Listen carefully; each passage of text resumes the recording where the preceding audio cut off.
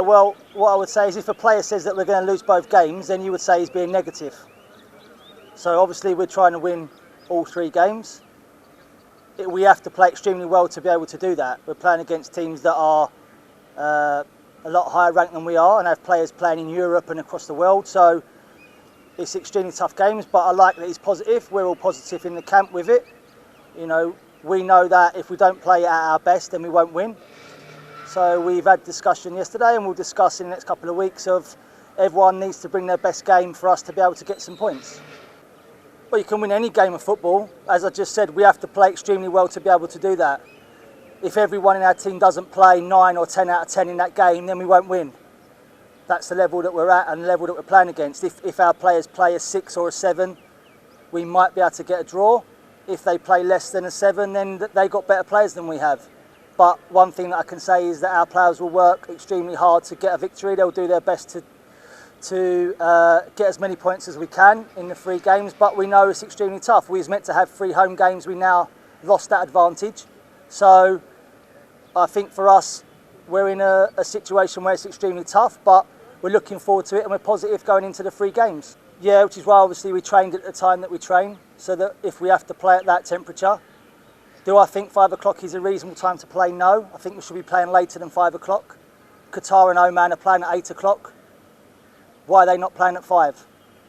So I don't think it's fair that we should play at 5 o'clock either. So I think we'll look into that. If we have to play at 5, then we've trained to be able to do that, but I don't think that we should be made to play at 5 p.m.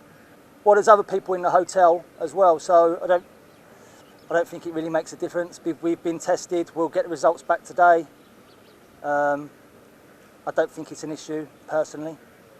Yeah, it's very good to see them. Obviously, they had a little break through because of Eid, which was good. I'm glad they got to see their families and spend time with the friends as well, so that's good.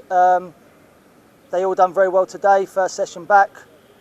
I'm hoping, or I'm guessing, that we'll get better over the next 3 or 4 days as well. We'll get a little bit sharper, but for first day, everyone's done extremely well.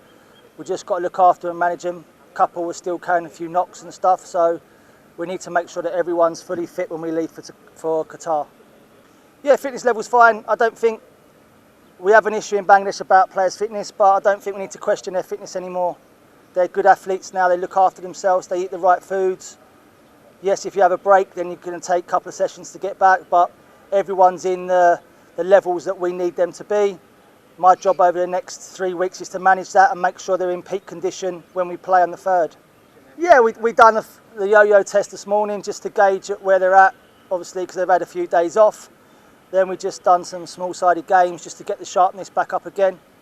And then that'll be the theme really for the next 4 or 5 days. We won't do anything tactical until we go to Qatar and we've cut the squad down to 25. And then we'll have 12 days to work on how we're going to play in the first game. Yeah, yo-yo test, it just gauges where the players' fitness levels are at. Obviously we need them to be at a certain level to be selected for the national team. I think they all reached that level today. If not, then obviously we'll test again by the end of the week, but everyone seems to be in good enough condition at the moment. No, we have enough players. We've got 33 players in camp.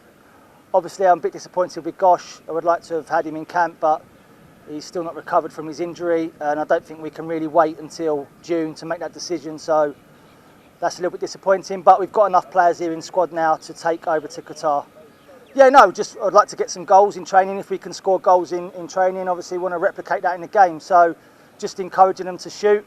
We probably don't shoot enough. We tend to pass it when we get into the box, so we just want them to focus on if they can get an opportunity to shoot, then to take that chance.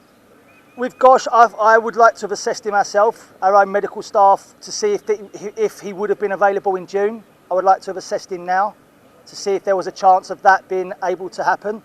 Obviously, Kings don't have to release the players until the 1st of June. They decided that Gosh isn't available to be assessed, so there's nothing we can do. There's no point me waiting until the 1st of June to assess him because it's 2 days before a game. So we called him up to possibly assess ourselves and see if we could get him fit within the 3 weeks. We wasn't allowed to do that, no problem. We move on and we work with the players that we've got.